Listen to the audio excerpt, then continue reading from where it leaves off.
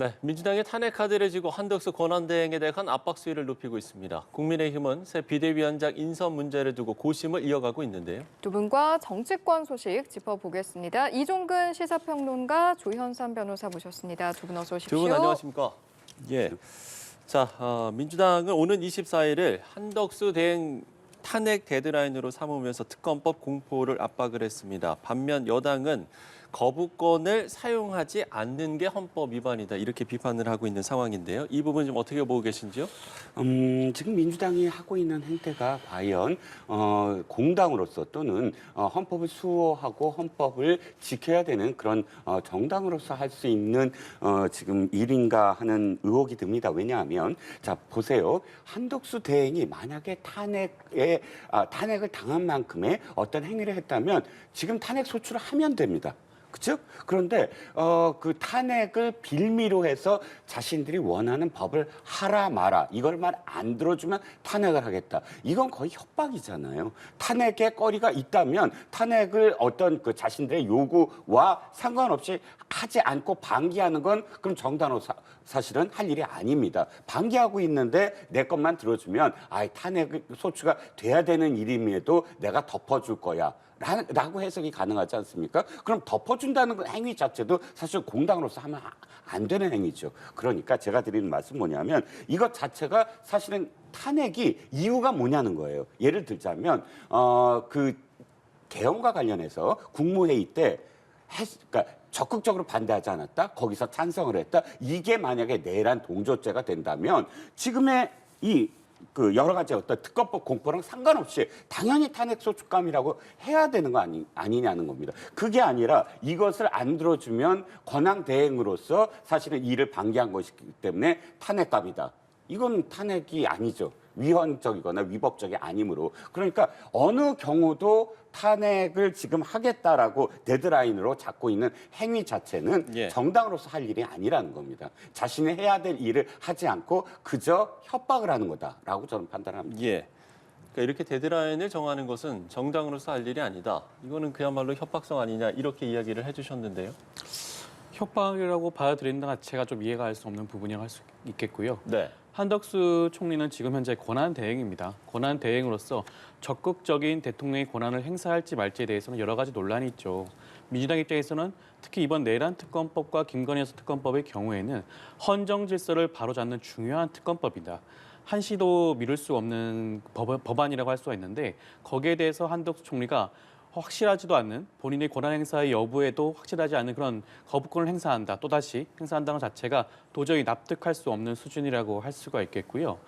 한덕수 총리는 지금 그 자리에 있는 것은 국민이 아직까지 국민이 용서했다는 의미가 아닙니다. 국민은 그래도 한덕수 총리가 자리에서 물러나게 되면 혹시라도 발생할 수 있는 여러 가지 국정 혼란을 미연에 방지하기 위해서 기다리고 있는 것뿐이거든요. 그런데도 여전히 내란 세력과 함께 한 통 속으로 거부권을 행사한다고 한다면 더 이상 그 자리에 있을 필요가 없겠죠. 다른 국무위원에게 자리를 넘겨주면 됩니다. 그분은 어차피 내란의 동조 세력이고 피의자로서 앞으로 조사를 받아야 될 분이에요. 지금은 권한 대행으로서 그 자리에 있을 뿐입니다.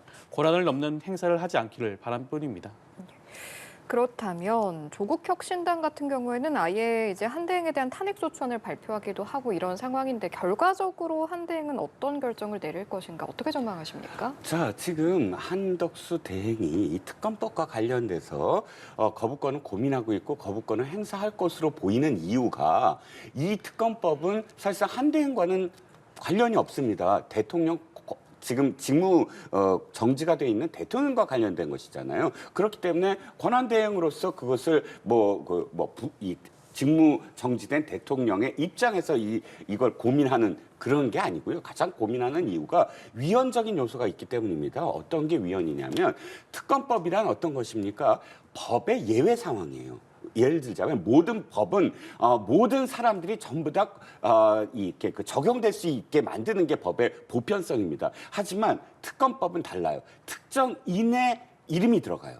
특정인을 범죄자로 혐의를 두고 특정 사건만 수사를 수사를 하거나 혹은 기소를 하게 만드는 겁니다. 그러면 이 법은 사실상 이 법의 어떤 보편성이 위배되는 거예요. 예. 그런데 그럼에도 불구하고 예외 조항으로 만드는 거거든요. 특별이라는 이름을 붙여서 그러니까 이게 아주 예외적인 것이기 때문에 여야가 합의하게 돼 있어요. 합의해서 여야가 합의한다는 건 뭐죠? 모든 국민들의 대표성을 가진 한쪽만 국민은 아니거든요. 모든 국민들이 대표성을 가진 선출직의 의원들이 모두 다 고개를 끄덕여서 이거는 정말 법의 예외성을 두자라는 게 특검법입니다. 하지만 민주당은 합의하지 않고 있습니다. 합의가 아니라 다수당이니까 무조건 우리가 마음대로 해. 만약에 이게 들어진다면 뭐 대통령이건 아니건 부인이건 이건 이게 아니라 다수당은 무조건 자신의 마음에 드는 그런 법안은 무조건 특검법이라고 해서 몰아붙여갖고 그대로 그냥 그 특검법을 남발하게 돼요.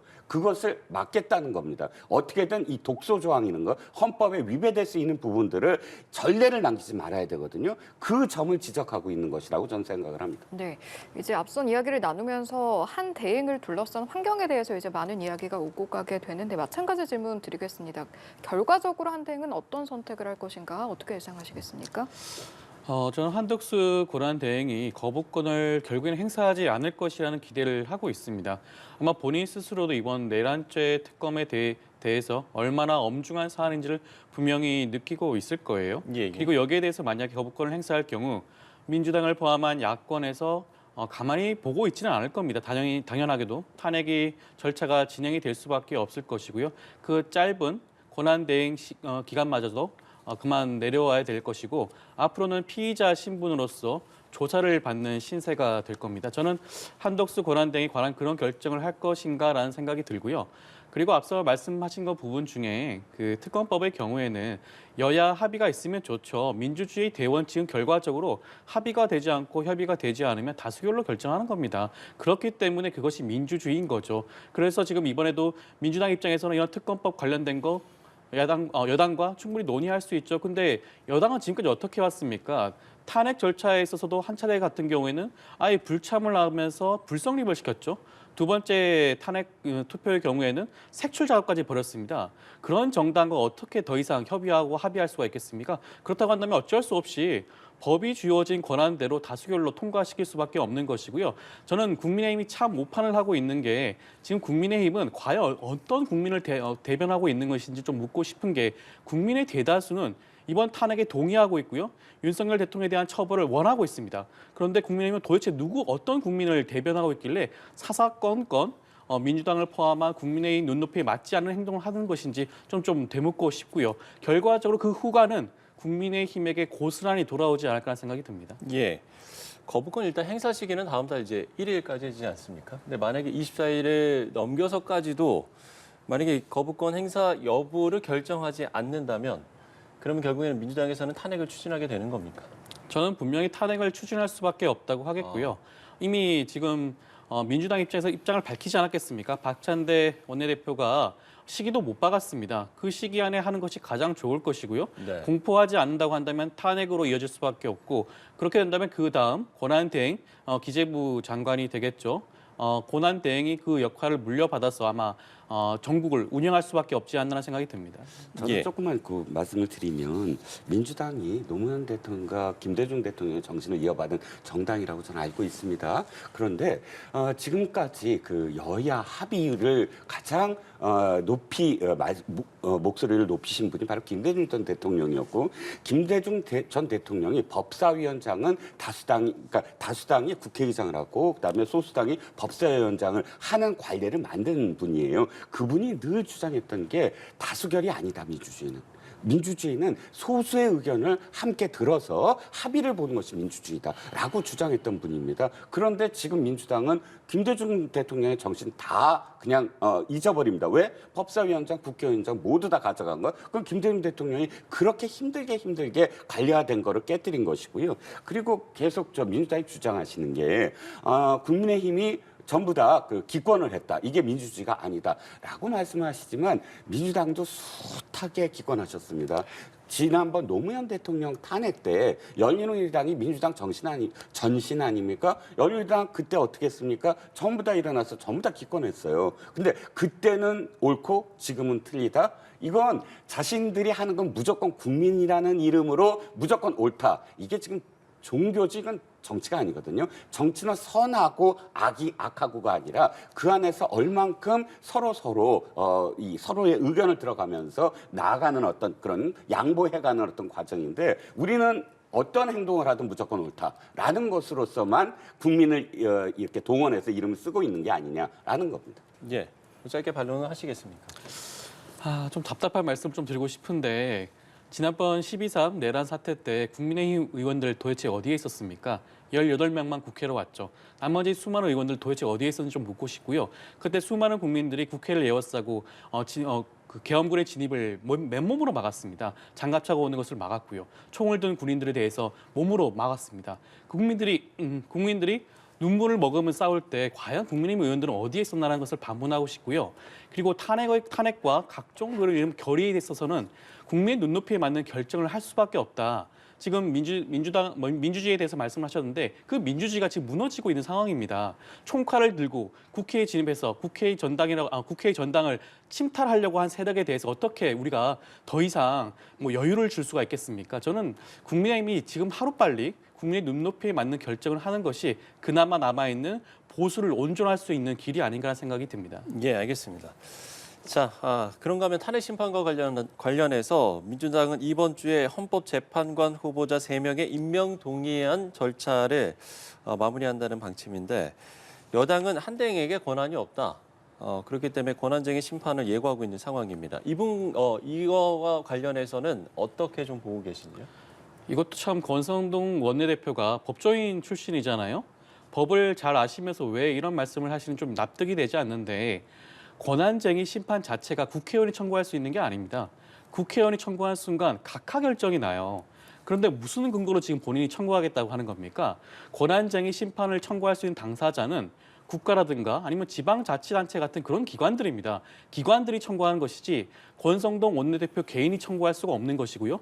국민의힘이 청구할 수도 없는 것입니다. 그런데 도저히 법적 근거가 없는 권한쟁의 심판을 운운하는 것 자체가 어떻게 보면 지금 한덕수 권한 대행을 압박하려고 하는 그런 의도가 아닌가 싶어서 다분히 이러한 절차를 지연하는 목적이 보이는 것 같아서 참 안타까울 따름입니다. 예. 그 부분은 이제 여권이라고 우리가 정당과 집권 여당과 지금 그 정부를 여권이라는 이름으로 사실 한 그 집단으로 간주하지 않겠습니까? 당연히 권성동 원내대표가 자신이 직접 권한쟁의 심판을 하겠다는 것이 아니라 한덕수 대행에게 건의하는 형식으로 한덕수 권한대행이 할 수 있게 하게끔 건의를 하겠다 이렇게 포괄적으로 이해하는 것이 옳다고 생각을 하고요. 자.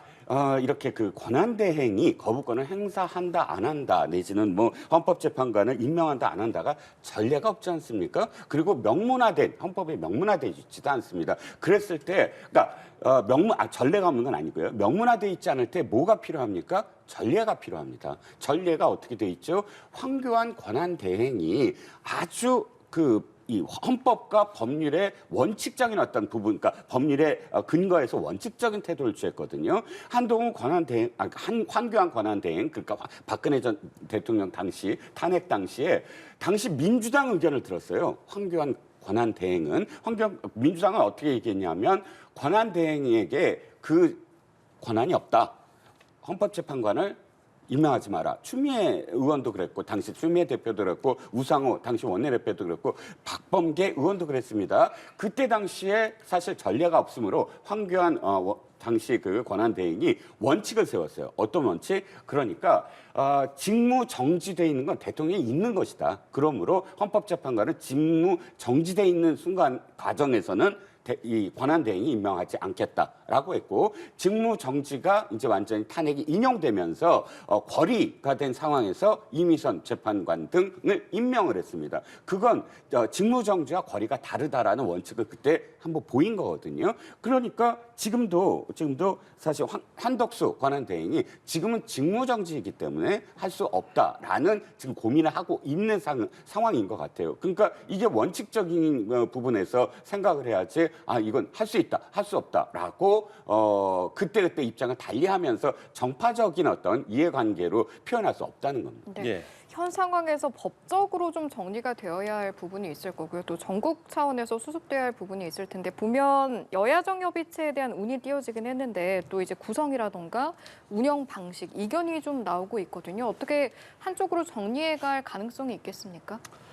일단 여야정 협의체가 하루빨리 발족을 해가지고 지금 혼란스러운 국정을 제대로 운영하는 게 우선이라고 하지 않겠습니까?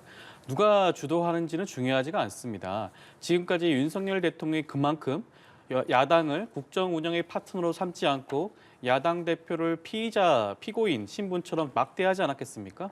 그런 처지에서 지금은 윤석열 대통령이 권한이 이제 직무가 정지가 되었고 한덕수 권한대행이 들어온 만큼 여야와 정부가 함께 힘을 합쳐서 논의할 수 있는 충분한 장이 마련되었다. 이재명 대표도 주도하겠다는 그런 의사가 없다는 뜻을 분명히 밝혔잖아요. 그렇기 때문에 조속히 이뤄야 된다는 생각이 들고 권성동 지금 원내대표는 원내대표 간의 만남을 통해서 이러한 여야정 협의체를 운영하자라는 주장을 하시는 것 같은데 어떻게 생각해보면 국민의힘 입장에서는 지금 당대표가 없다 보니 그런 생각을 하실 수가 있는데 민주당은 당대표가 분명히 있습니다. 지도부가 여전히 살아있어요. 그런데 지도부가 살아있는 정당, 야당에게 원내대표를 참석시키라? 저는 그게 말이 되지 않는 생각이 들고요. 야당이 어떠한 정책에 대해서 결정을 함에 있어서는 지도부의 판단이 중요할 수밖에 없습니다. 그렇다고 한다면 지도부를 이끄는 당대표가 여야정 협의체에 반드시 참여해야 한다는 생각이 들고요. 여기에 대해서 권성동 원내대표가 반발하는 것 자체가 오히려 진정성이 부족하다. 오히려 시간 끌기 나서는 게 아닌가라는 생각을 지울 수가 없을 것 같습니다. 어느 때보다 여야 간 협치가 필요한 시점이 아닐까 싶은데 향후 이 협의체 면에 있어서는 어떻게 전망하시겠습니까? 아마 민주당이 그 여야정 협의체를 제안하면서 진정성이 있다면 원내대표를 중심으로 한 협의체도 받아들일 것 같아요.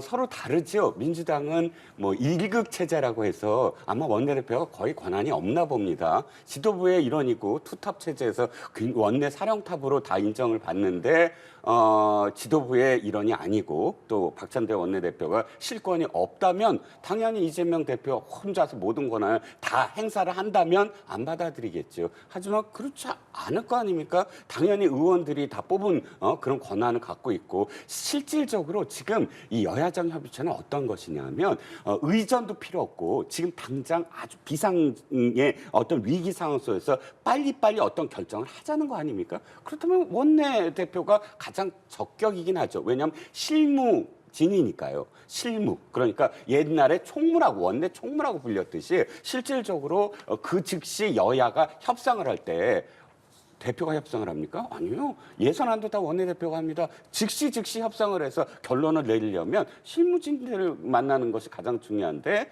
그렇다면 첫 번째 진정성이 있다면 그냥 원내대표가 해도 되고 두 번째 일극 체제니까 박찬대 원내대표가 권한이 없다라고 한다면 벌써 없는 것이고 저는 그래서 민주당이 두 번째도 아마 박찬대 원내대표한테 권한을 많이 또 부여하면 되니까 원내대표 받아들일 거라고 저는 생각을 합니다.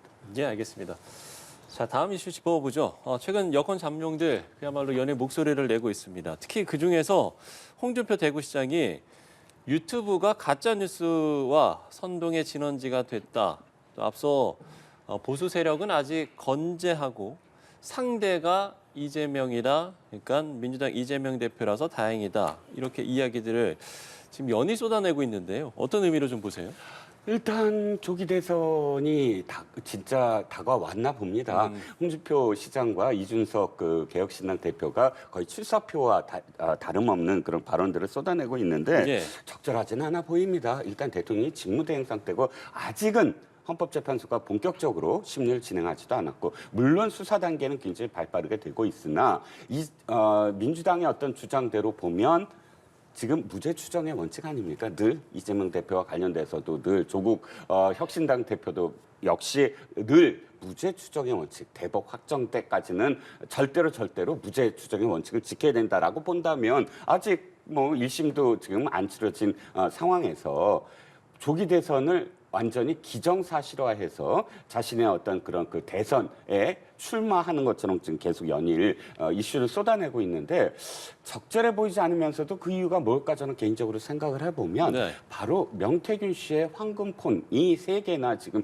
검찰에 지금 가 있고 거기서 뭐 15,000건 2주면은 그 한 휴대폰이 전부 다 풀린다고 합니다. 명태균 씨의 증언에 따르면 진술에 따르면 어찌됐든 홍준표 시장이 여러 가지로 명태균 씨의 도움을 많이 받았고 정치적인 어떤 대가가 있다라고 지금 명태균 씨가 주장하므로 어떤 의미에서는 이준석 전 대표나 혹은 홍준표 시장이 그 리스크를 미리 해지하기 위해서, 미리 차단하기 위해서. 차단하기 위해서 내가 대통령 후보다라고 이야기하는 거 아니냐라는 비판에 지금 직면해 있습니다. 홍준표 시장 같은 경우는 근데 뭐 명태균 씨는 자신이 이제 정치를 하면서 만난 그야말로 뭐 수만 명 중에 한 명의 인물일 뿐이다 이렇게 이야기를 하게 되잖아요. 그렇죠. 그런데 우연이 너무 겹치면 그건 필연입니다. 3번이나 우연히 겹치거든요. 이를테면 지금 당원 명부 홍준표 시장 측에서 넘겨졌다. 그러니까 홍준표 시장이 그 사람은 나와 함께 했던 사람이지만 그건 독단적으로 한 거야 라고 반발하고요. 두 번째, 홍준표 시장과 관련돼서 여론조사, 그러니까 복당이라든지 이런 여론조사가 다른 데는 안 나왔는데 명태균 씨와 관련된 분에서 높게 나왔다. 그것도 역시 그건 내가 대가를 준 게 아니라 내 측근이 준 것이고 마지막으로 명태균 씨한테 선물을 줬는데 보니까 지금 홍준표 시장 이름으로 선물을 줬는데 그것도 대구시의 서울 본부장이 그냥 독단적으로 한 것이다. 이렇게 얘기를 합니다. 그런데 만약에 독단적으로 했다 그러면 대구시 예산으로 자기 정치를 한 거잖아요. 그럼 홍준표 시장이 지금 그 사람에 대해서 징계를 내려야 됩니다. 아니 자기 정치라 했는데 홍준표 시장 이름으로 대구시 예산을 쓴 거 아닙니까? 그러니까 이 3가지만 놓고 보더라도 네. 사실 그냥 변명에 불과하다라는 생각이 개인적인 어떤 추정입니다만 듭니다. 예, 알겠습니다. 자, 홍준표 시장이 이렇게 계속해서 연일 목소리를 내고 있는 이유 어떤 의미라고 보시는지요? 조기 대선을 염두에 두고 본인이 뭐 유력한 후보가 아니냐라는 주장으로 보여지긴 하는데요. 저는 이번에 글을 보면서 하나는 맞고 하나는 틀리다는 생각을 했습니다. 유튜브가 가짜 뉴스의 원상지된 거 맞죠. 윤석열 대통령이 그런 극우 유튜버의 그런 선거 조작이라든가 각종 그런 얘기를 접하고 이번 내란 사태를 벌인 게 아닌가라는 의심을 지울 수가 없기 때문에 그건 맞는 말씀입니다. 그런데 이재명 대표가 후보라서 다행이다는 말은 정말 너무나 틀린 말이라고 할 수가 있죠. 그렇다고 한다면 지금 최근에 나온 각종 여론조사에서 이재명 대표를 견제할 만한 국민의힘 후보가 나와야겠죠. 제가 여론조사 결과를 말씀드리진 않겠지만 많은 분들이 알다시피 대부분의 국민의 후보는 거의 처참한 수준의 지지율이 나왔습니다. 홍준표 시장도 사실 마찬가지라고 할 수 있겠죠.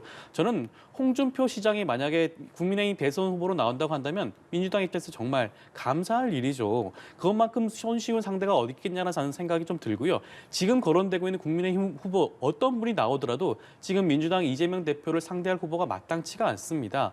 오히려 다음에 또 말씀드릴 기회가 있겠지만 유승민 전 의원 같은 분들이 다시 비대위원장으로 나와서 국민의힘에 대한 쇄신과 개혁을 발표한다라고 한다면 오히려 민주당 입장에서 좀 두려워할 필요가 있겠죠. 이야기 나온 김에 그 가능성에 대해서는 어떻게 보세요? 가능성은 사실상 없다고 봐야겠죠. 그렇기 때문에 민주당 입장에서는 안도를 할 수가 있는 부분이 아닌가라는 생각이 들고요.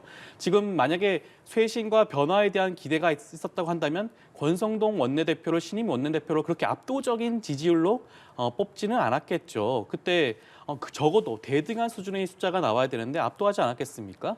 여전히 국민의힘은 지금 국민의 눈높이와 맞지 않는 결정을 하고 있다.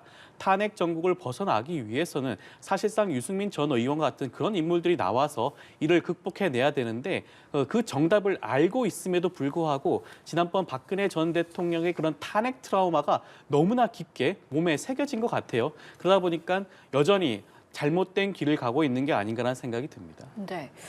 유승민 전 의원, 당부터 바꾸는데 모든 노력을 집중하고 싶다 이렇게 말을 했고 또 당이 망하는 코스로 가고 있다 이 정도로 걱정을 하고 있는 상황에서 일각에서 비대위원장 카드 이야기가 나오긴 합니다만 일단 조현선 변호사는 가능성 없다라고 보셨고요. 평론가께서는 어떤 말씀하시겠습니까? 오늘 처음으로 변호사님하고 의견이 일치됩니다. 일치합니까?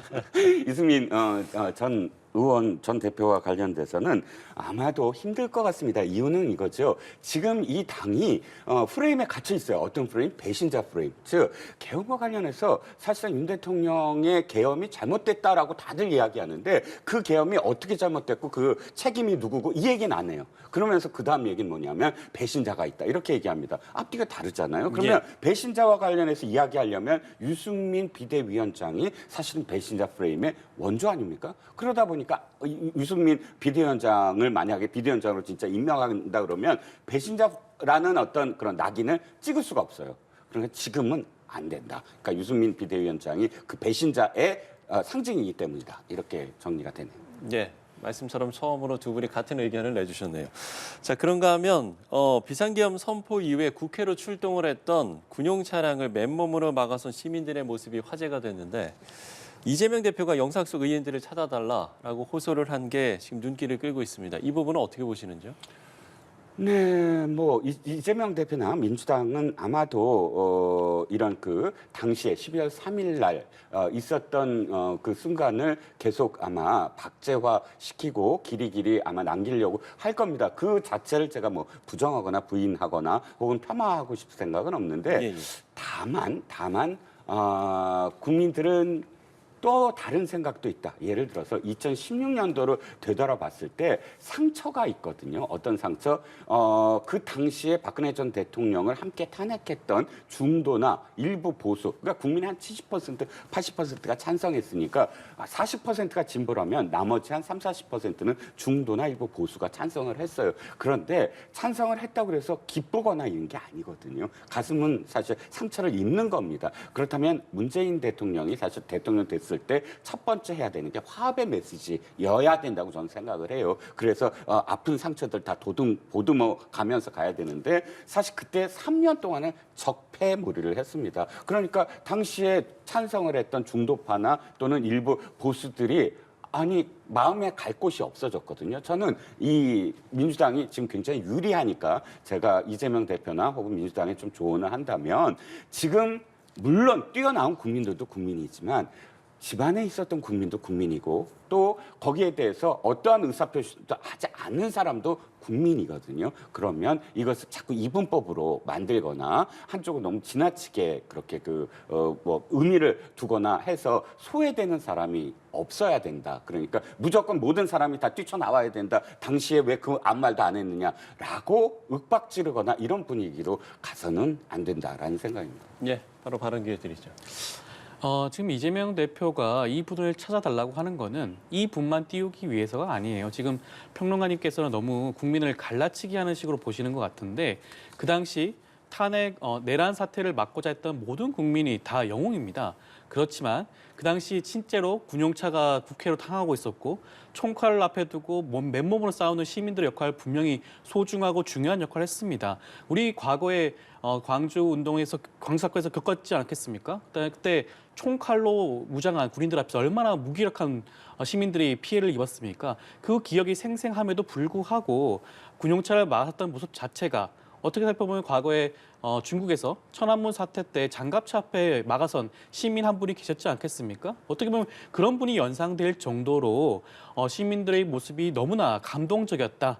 그러한 부분에 있어서 이러한 부분들을 우리가 한 번 더 생각해주고 어떻게 보면 챙겨주는 것이 어떻게 보면 이번 내란 사태에 대해서 시민들의 모습을 한 번 더 상기할 수 있는 그런 의도가 아닌가라는 측면에서 이재명 대표가 말씀하신 것으로 보여지고요. 저는 이재명 대표와 민주당이 국민들의 일종의 이번 내란 사태 때 여의도 국회 앞으로 뛰어나온 국민들만 존중한다 그런 의미는 전혀 아니라는 말씀을 다시 한번 좀 드리고 싶습니다. 네, 알겠습니다.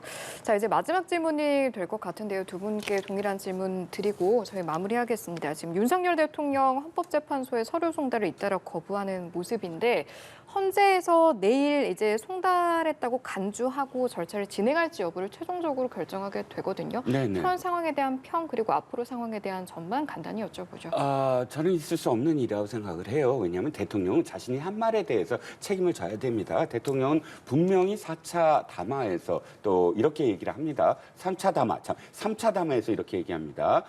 수사나 헌재에 만약에 심리가 이루어진다면 당당히 또 수능이란 표현은 안 했지만 임하겠다라고 표현을 했어요. 임하겠다라는 건 뭐죠? 그 절차를 받아들이겠다는 겁니다. 근데 그 절차를 맨 처음 이 송달하는 것부터 출발하는데 이 심리라든지 또는 뭐 수사라든지 이런 것들이 근데 전혀 그것을 계속 받지 않는다고 한다면 어떻게 이 거꾸로 민주당의 어떤 그런 일들이 있을 때 그걸 어떻게 비판을 하겠습니까? 그러니까 이 부분은 저는 대통령이 자신의 한 말에 대한 그만큼의 어떤 무게를 두고 행동으로도 옮겨야 된다라고 생각을 합니다. 예. 윤석열 대통령은 여전히 비겁한 모습을 보여주고 있죠. 이런 송달 절차조차도 받지 않는다는 모습 자체가 대통령으로서의 자격이 없다는 것을 스스로 보여준다는 생각이 들고요. 지금 헌법재판소의 경우에는 송달 간주 절차가 분명히 있습니다. 어느 간주 절차를 통해서 아마 헌법재판소의 심리는 그대로 진행이 될 가능성이 굉장히 높고요. 헌법재판소의 심리는 일반 형사재판과 전혀 다릅니다. 공무원의 파면을 다루는 절차이기 때문에 윤석열 대통령이 아무리 시간을 늦추고 시간을 끌려고 한다고 하더라도 아마 형사재판과 달리 시간을 지연시킬 전략은 아마 이루어질 가능성이 굉장히 낮다. 정해져 있는 180일 이내뿐만 아니라 조속하게 결정날 가능성이 굉장히 높기 때문에 아마 조만간 내년 초 상반기쯤에는 내년 보통 우리가 장미 대선이라는 얘기도 하고 벚꽃 대선이라는 얘기를 하는데 그 이전 시기까지는 파면 결정이 나올 가능성이 굉장히 높다는 말씀을 좀 드리고 싶습니다. 예, 알겠습니다. 자, 정치권 소식 이종근 시사평론가 조현선 변호사 두 분과 이야기 나눠봤습니다. 오늘 말씀 고맙습니다. 고맙습니다.